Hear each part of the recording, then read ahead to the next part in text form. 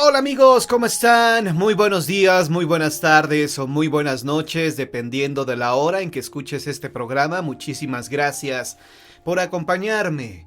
Hoy es martes 21 de abril del año 2020 y aquí vamos a escuchar historias, leyendas de fantasmas que nunca olvidarás. Vamos a iniciar con esta leyenda que se le conoce como el encapuchado del jardín. El encapuchado del jardín. A pesar de que uno de los mayores entretenimientos de la época moderna es la televisión, todavía existen personas que gustan de una buena charla en compañía de amigos y familiares. Tal es el caso de don Antonio Romo Gutiérrez, quien acostumbra amenizar las tertulias con relatos fantásticos. Este señor posee la cualidad de narrar las historias de forma extraordinaria, y más si se trata de algunas de las leyendas de Aguascalientes. Sin duda, aquel es un gusto que le transmitió su nana Minina, mujer que narraba a los niños sucesos sorprendentes, quienes apenas si parpadeaban de la emoción cuando la escuchaban. Ahora don Antonio ya es un hombre maduro, pero con la misma pasión con que escuchaba a su nana. Ahora otros lo escuchan a él. Don Antonio recuerda muy bien cómo eran las calles de las que transcurrió su infancia, sin coches, sin ruidos. Solo existía el sitio de caballos y mulas que servían para que llevaran la carga y que eran guiados por un cochero. El Niágara era la hacienda de don Salvador Romo, padre de don Antonio, quien tenía un cochero de confianza, don Ampelio. La labor de este hombre consistía en llevar, en las vacaciones, a los muchachos y muchachas a la hacienda. Pero cierto día las cosas no sucedieron como solían ocurrir, ya que en aquel caluroso verano algo extraño vino a enturbiar la normalidad de los hechos. El cochero nunca llegó al lugar donde debía recoger a los jóvenes. Estos, con sus dulces y equipajes, esperaron en vano la llegada de don Ampelio, hasta entrada la noche. Don Salvador, preocupado por la posibilidad de que algo les hubiera pasado, salió rumbo al lugar donde se debía recoger a los muchachos. Al llegar, ¿cuál fue su sorpresa ver a todos acostados en el suelo? ¿Y don Ampelio? ¿Dónde estaba? Al llegar, ¿cuál fue su sorpresa al ver a todos acostados en el suelo? Todo mundo sabía que don Ampelio era un hombre cumplido y responsable, y que jamás dejaría abandonados a estos jovencitos, por lo que para don Salvador lo más lógico era pensar que don Ampelio le hubiera ocurrido algo. Desesperado y preocupado, con todo y los muchachos fue a buscarlo a su pueblo, donde era muy seguro que pudiera encontrarlo. Al llegar ahí se encontró a don Ampelio en un estado muy raro. Parecía como si recién hubiera llegado de otro mundo. Tenía los ojos como si fueran a explotarle, y estaba mudo como un tronco.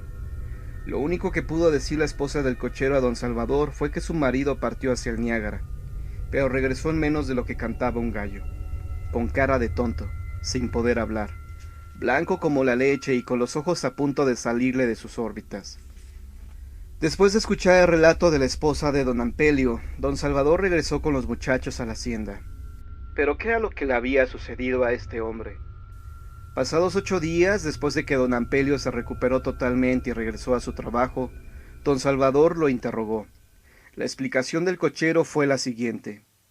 Verá, don Salvador, cuando yo pasaba por el templo de San Marcos para ir por los muchachos, en ese momento un fraile encapuchado que llevaba una calavera en la mano salía de ahí y cuando me vio comenzó a corretearme por todo el jardín, gritándome con voz de ultratumba que me iría al infierno porque yo soy una mala persona. Entonces, por el miedo y el cansancio de la corretiza que me dio, perdí el conocimiento. Casualmente un amigo que pasaba por ahí al verme tirado me llevó a mi casa arrastrando. La nana Minina explicaba su versión de los hechos del siguiente modo. En Aguascalientes, la gente pobre y rica, sin distinción de ninguna clase, se reunía para festejar la feria de San Marcos, que precisamente se realizaba alrededor del jardín del templo. Con el fulgor de la feria era muy poca la gente que asistía a los oficios religiosos de la misma, prefiriendo la diversión a la devoción. Un mes después de la festividad, decía la gente, se parecía a un fraile que llevaba en una mano una vela y en la otra una calavera. Este monje se paseaba por el jardín como intentando eliminar el griterío y el escándalo que había dejado la feria, y las personas que llegaban a ver desde sus balcones al misterioso encapuchado salido de ultratumba, llenas de espanto y miedo, lo único que alcanzaban a decir era alguna Ave María o Padre Nuestro. Pero cuando alguien pasaba por el jardín casualmente y se encontraba al encapuchado, entonces éste corría tras el incauto, gritándole groserías y cosas como ¡Maldito pecador! ¡Te irás hasta el infierno! Don Antonio Romo, quien entonces era un chamaco apenas, recordó el relato que su nana le había contado, y le pareció que aquel fraile era el mismo que se le había aparecido a don Ampelio. Él, junto con su grupo de amigos, decidieron ir a buscar al encapuchado del jardín, para enfrentarlo y ahuyentarlo, ya que mucha gente tenía miedo de pasar por ese lugar. Fue así como una tarde llegaron al jardín. Cada uno se escondió en un lugar donde no lo pudiera ver el fraile, y de esta forma tuvieron la oportunidad de sorprenderlo. Y a buena fue que lo consiguieron, ya que pudieron acorralarlo, y uno de ellos le quitó la capucha, otro la calavera, y a su vez, el otro lo pateó mientras el monje encapuchado decía: ¡Malditos desgraciados! ¡Se los va a llevar el diablo! Pero la sorpresa aumentó cuando, al verle la cara descubierta, comprobaron que el misterioso hombre no era otro, sino el sacristán de la iglesia, que se divertía de lo lindo asustando a las personas. A pesar de que don Antonio y sus amigos dijeron hasta el cansancio la identidad del encapuchado, nadie les creyó, y la leyenda del encapuchado del jardín sigue estando más viva en Aguascalientes.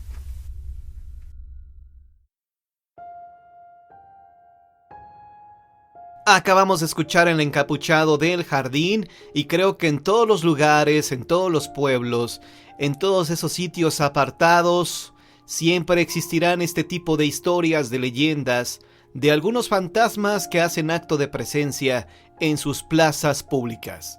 Ahora escucharemos la leyenda La Tarántula de Oro.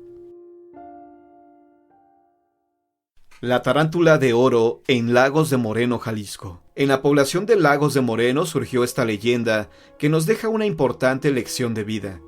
Hace muchos años vivió un hombre llamado Filomeno Centeno, hombre maduro que tenía su dinero ahorrado, el cual disfrutaba en compañía de su mujer Eulalia Mendoza. No habían tenido hijos. Con el paso del tiempo, Filomeno enfermó y fue necesario comprarle medicamentos. El dinero ahorrado que tenía se le fue acabando poco a poco y su salud no mejoraba. Llegó el momento en que el dinero se terminó y con esto se provocó una tensión muy grande en el hogar de Filomeno, pues seguía enfermo y no tenía alguna fuente de ingresos. Su mujer estaba desesperada, pues no tenían ya dinero y su esposo al borde de la muerte. De un momento a otro era posible que él falleciera, así que buscó al fraile Alfonso Orozco para que acudiera a su hogar y le brindara una oración a su marido. El fraile acudió al hogar humilde de Filomeno y Eulalia. Vio que el señor en verdad estaba muy grave y que la ayuda que pedían era en verdad necesaria. Así que comenzó a rezar por ellos, y repentinamente Eulalia observó que en una de las paredes de su casa había una enorme tarántula. Estuvo a punto de matarla, aplastándola, pero Fray Alonso se la adelantó y la tomó con sus manos huesudas. La envolvió en un paliacate que llevaba y se la entregó a Eulalia. «Llévala al Monte Pío que está aquí cerca. Seguramente te darán algo por ella, hija».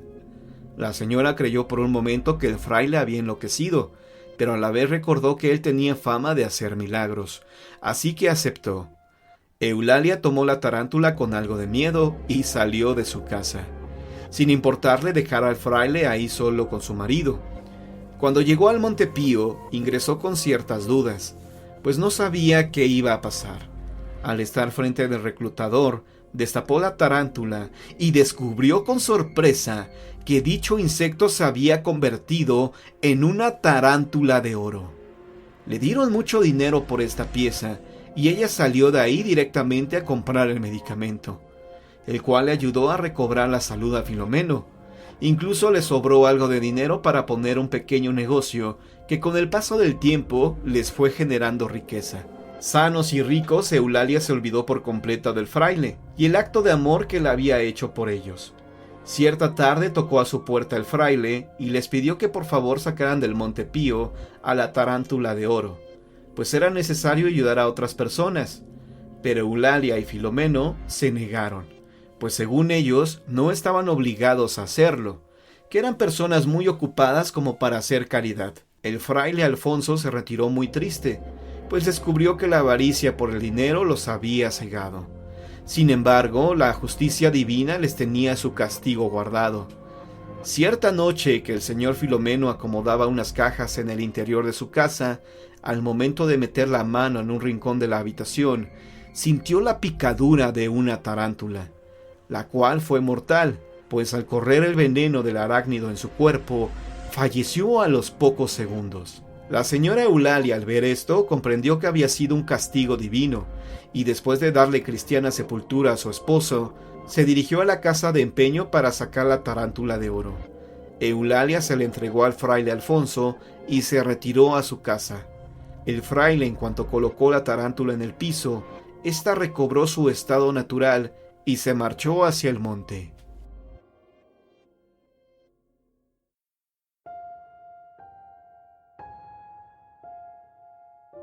Continuamos con las historias, continuamos con las leyendas. Yo espero que este programa esté siendo de tu agrado. Vamos a continuar con la leyenda de la Ixtabay. Una leyenda un poquito larga, yo espero que sea de tu agrado. La mujer amada. Esto que voy a relatar es una historia que se ha contado por generaciones en mi familia y que no se considera una leyenda, sino un hecho real. Este fue un suceso que vivieron mis tatarabuelos y tuvo lugar en Tabasco en el año de 1900, allá en lo más profundo de la selva. Mi tatarabuelo, de nombre Leopoldo, trabajaba como chiclero en una finca cerca de Tenosique, por decirlo de alguna manera, pues ésta se hallaba en lo profundo de la selva. Él y otros chicleros, junto con sus familias, eran los únicos habitantes de esta finca y de la zona en general, ya que había que caminar días enteros para poder encontrarse con otras fincas, poblados o Tenosique misma. Él y mi tatarabuela, de nombre Rosalía, vivían dentro de lo que cabe tranquilos, siguiendo día a día las costumbres de la región y de aquellos tiempos. El trabajo de Leopoldo era realmente matado y riesgoso, pues incluía desde treparse a los árboles a considerables alturas, hasta el andar a deshoras de la noche entre la selva, alumbrándose con unas pequeñas lámparas de aceite, y con solo un machete como arma de defensa. No era de extrañar que las jornadas se extendieran tanto que los hombres llegaran a la finca ya entrada la noche, cuando las mujeres y los niños dormían. El trabajo era extenuante, y muchas ocasiones lo único que deseaban era poder tirarse junto a sus esposas, y dormir sin incluso haber cenado.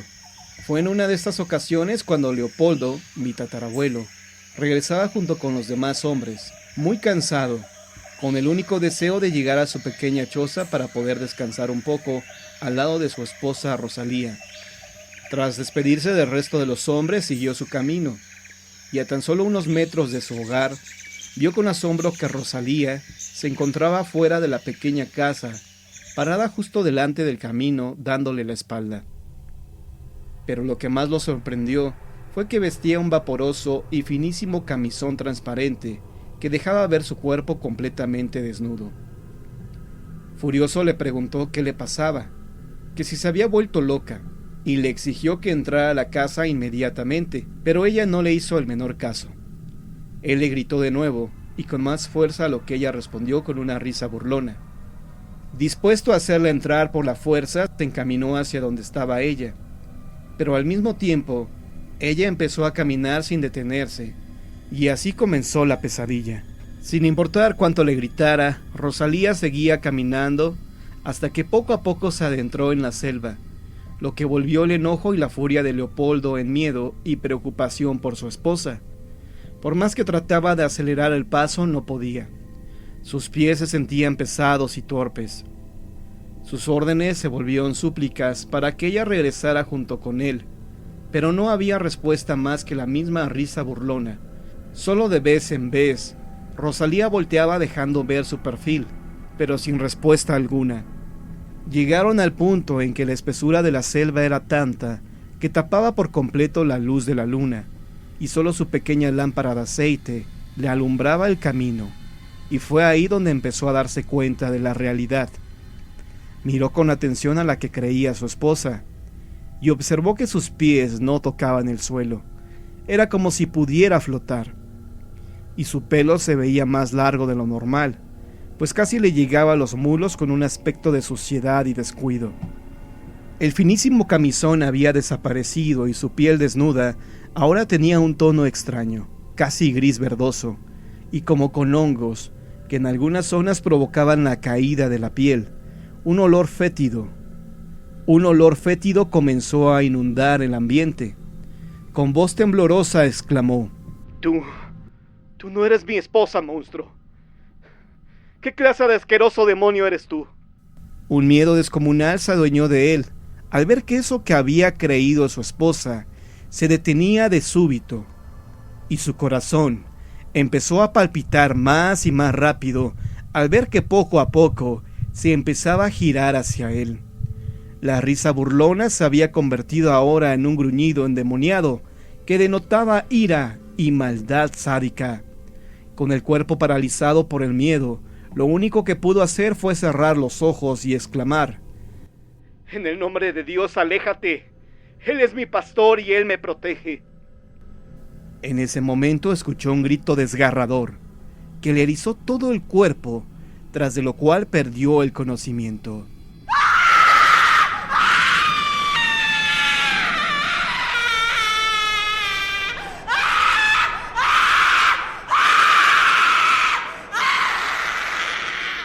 Unos gritos lejanos fueron despertándolo poco a poco. Al abrir los ojos se dio cuenta de que el sol ya había salido y lentamente comenzó a incorporarse. Al hacerlo, sintió un gran dolor y ardor como en su vida lo había experimentado, y al voltear a ver sus pies, se dio cuenta de que estaban todos llagados y cortados, como si hubiera caminado sobre espinas y piedras afiladas. De pronto volvió a escuchar esos gritos que lo habían despertado, y pudo distinguir lo que decían: ¡Leopoldo! ¡Leopoldo! Pudo reconocer las voces de los hombres de la finca, y de inmediato comenzó a responder para que fueran en su auxilio. Todos se apresuraron hacia él, pero antes de llegar se detuvieron de súbito, mostrando caras de terror y sorpresa. Leopoldo no lo comprendía, y entonces se dio vuelta para ver lo que había atrás de él. Ahí atrás de él se encontraba un enorme y descomunal árbol seco y hueco, forrado de afilados cardos, y el cual despedía un olor a podrido. Todos los hombres empezaron a santiguarse, y uno de ellos exclamó: ¡La casa de Ixtabay! Tras decir esto, todos se abalanzaron para tomar a Leopoldo en brazos y sacarlo inmediatamente de ahí. Para cuando llegaron a la finca ya había anochecido, y ya para entonces Leopoldo había recordado el macabro suceso de la noche anterior, y no daba crédito a lo vivido. Al contemplarlo a lo lejos, Rosalía salió corriendo a su encuentro.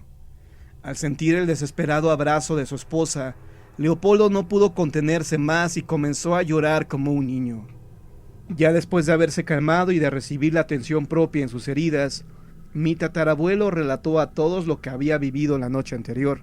Al terminar la historia todos se santiguaron, y su esposa llorando se lanzó sobre su regazo.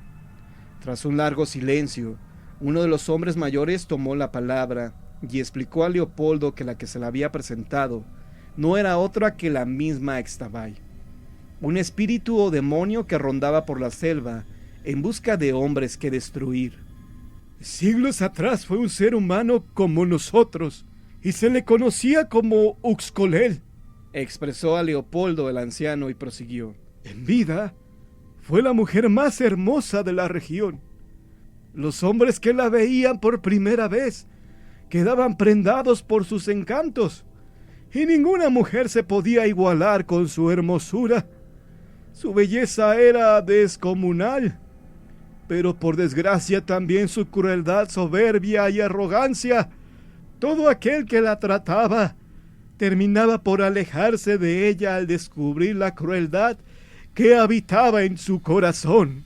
Crueldad que le impidió sentir amor por alguien pero peor aún que le hizo imposible inspirar el amor de algún hombre hacia ella. Por esa razón, al morir, no encontró paz sino castigo. Por su mentalidad infame y su actitud injusta y soberbia, quedó condenada a vagar por nuestro mundo, observando lo que era el amor, sentimiento que fue incapaz de sentir y de inspirar. Sintiéndose humillada y llena de rabia, el alma de Utzcolel acudió a Quisin, dios de los infiernos, y pidió su ayuda para vengarse de la afrenta de la que había sido víctima. Tras meditarlo unos momentos, Quisin vio esta como la valiosísima oportunidad de arrastrar más desdichadas almas a su oscuro y tenebroso reino, y accedió a ayudarla, convirtiéndola en una criatura demoníaca, un espíritu vengativo, cruel y depravado que deambula en la oscuridad en busca de aquellos quienes le negaron su amor, arrastrándola así a su cruel destino, y a manera de mofa se vale de ese amor para atraerlos a su destrucción, pues como entidad oscura tiene la capacidad de cambiar de forma y de leer los pensamientos y anhelos más profundos de los varones. Así que espera pacientemente por los caminos solitarios hasta que algún desafortunado se cruza en su camino. Observa detenidamente a quién será su víctima, y ya una vez que le leyó su interior, toma la forma de la mujer que el hombre ama verdaderamente, y con aquellos que aún no ha encontrado a ninguna mujer, se le manifiesta con la apariencia de la que han soñado toda su vida, y que amarían perdidamente a manera de que sea su amor quien acarrea a sus víctimas su horrible final. Aunque hay muchos que afirman que en realidad Extabay toma la forma de una mujer amada con la esperanza de saber lo que es ser querida, pues en el fondo no ha podido superar el que nadie la amara en vida, y en un desesperado intento usurpa la apariencia de aquellas mujeres que son amadas o que podrían llegar a serlo para atraer a los hombres a su guarida, donde les ofrece sus caricias y su cuerpo con el anhelo de que alguno la hagan alcanzar su deseo, pero sin éxito, pues al no conocer el verdadero amor lo confunde con deseo carnal corrupto y hasta sádico, ya que al terminar el acto y darse cuenta del vacío en su interior, se llena de una rabia asesina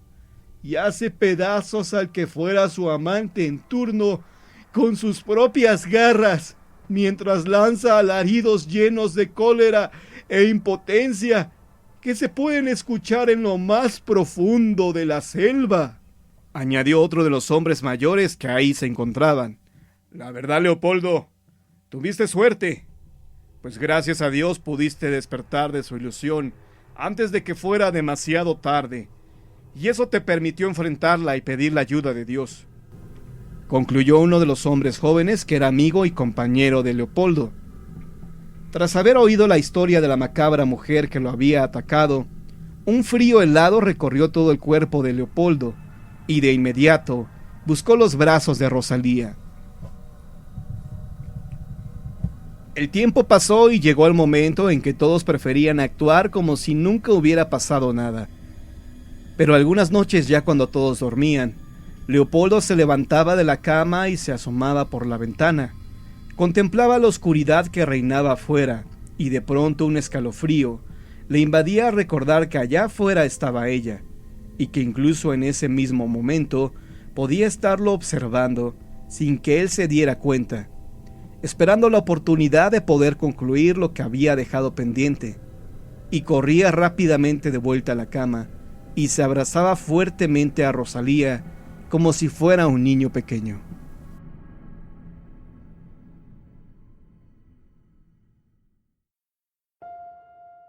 Vamos a terminar este programa con una historia, una llamada que realizaron al programa en vivo, que le hemos titulado La mano del maligno. Estás al aire, ¿cómo estás? Bien, gracias. Hablo desde Guanajuato. Ok, ¿cómo te llamas? Me llamo Axel. Pues, ¿qué historia nos quieres compartir esta noche? Es una historia corta. Venga. Bueno, es hace, ¿qué será? Cuando yo tenía como 12 años, yo y un hermano que tengo, un hermano mayor, un año mayor, estábamos peleándonos un día, ¿verdad? Entonces, en ese caso, estábamos muy enojados yo y él, y mi mamá nos dijo, se les va a aparecer el diablo si se siguen peleando. Sí. Y en eso, pues estábamos sentados bien y todo, pero seguíamos muy enojados. Y de repente tocaron nuestra casa, pero nuestro papá, como viaja mucho, ese día no estaba. Entonces tocaron la puerta y cuando fuimos a abrir, yo y mi hermano, fuimos los dos. Y cuando abrimos, se abrió la puerta de golpe y vimos una mano que se asomaba así, igualita a la de mi papá, pero no era él. Entonces, creí que ver como un tipo reflejo, ¿verdad? Sí. Y cuando me di cuenta, mi hermano me preguntó, ¿tú también viste la mano? Y fue cuando me dijo, sí, yo también la vi. Entonces me asusté. Ok, pero ¿qué hora era? ¿Era ya tarde? No, ya era como las 12:30, 1 de la noche. Evidentemente, fíjate que las personas que están viviendo o que se encuentran en una situación paranormal o sobrenatural, de una forma irracional sienten miedo, como que algo en su interior les indica que están ante una situación extraña, ante una situación anómala. ¿Ok? Sí. ¿Qué más? A ver, ¿qué más nos puedes contar? Eso... Yo también, ya me recuerdo que donde vive mi abuelita, aquí mismo en León, sí, por su casa, pues es como un tipo rancho, ¿verdad? Está muy solo y todo. Y donde vivíamos nosotros, nos mudamos hace tiempo, pero ellas asustaban, le levantaban las cobijas de mi mamá, y mi hermano era sonámbulo en esa casa. Entonces, cuando nos fuimos, mi abuelito, pues había varios rezos y así, y decía que miraba a gente en esa casa que tocaban, y que se miraba como si había una fiesta dentro, y tuvo que rezar, hacer varias cosas, porque también murió un taxista cerca de ahí. Pues sí, lo que pasa es que León tiene muchas historias de fantasmas. Yo estuve recorriendo varios sitios donde surgieron leyendas. ¿Conoces la de Se lo llevó el diablo? Es una leyenda de León, Guanajuato. ¿De cuando llegó el diablo? No, se lo llevó el diablo, que era un hechicero, que era un brujo. No. Pues te la dejo de tarea. Sí. De hecho está en mi canal, está titulada así la leyenda, Se lo llevó el diablo.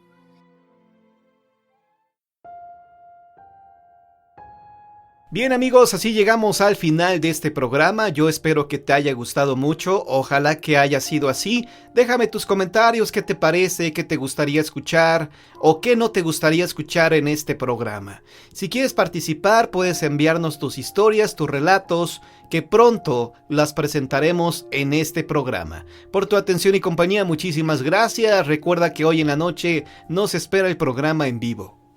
Hasta luego.